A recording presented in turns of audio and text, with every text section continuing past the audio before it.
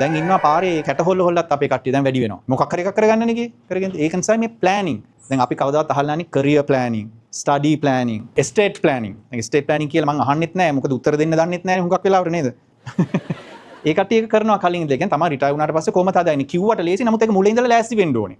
Regent Language International නිගම්බෝ වල තියෙන සෙමිනාර් එක ඕස්ට්‍රේලියාවට කොහොමද සක්සස්ෆුලි ස්ටුඩන්ට් විසා එකක් දාගන්නේ මොන වගේ කෝස් එකක්ද තෝරගන්න ඕනේ කොහාටද එන්න පුළුවන් මොන වගේ ස්කූල් එකක්ද ඒත් එක්කම ස්ටඩීස් ඉවර කරාට පස්සේ අවුරුද්දක් හෝ දෙකක් වර්ක් කරන්න හරි ස්ටඩි කරන්න හරි වීසා එකක් දාගන්න විදිහට වැඩේ කරගන්නේ කොහොමද කියන එක තමයි පළවෙනි සෙමිනාර් එකෙන් කරන්නේ. එදාම තියෙන දෙවෙනි සෙමිනාර් එකෙන් කරන්නේ skilled migrants ලට හරි විදිහට මයිග්‍රේට් වෙන්න ඕස්ට්‍රේලියාවට pathway එක assess කරගන්න එකයි. ඒක ඉතින් මතක තියාගන්න අපේ points test calculator එකෙන් අපි කියලා දෙනවා තමන්ටම points test එකක් කරගන්න විදිය. මතක තියාගන්න මේක mass scale seminar එකක් නෙමේ limited participants ලා පල්ලෙහා තියෙන description එකට ගිහිල්ලා register වෙන එක අත්‍යවශ්‍යයි.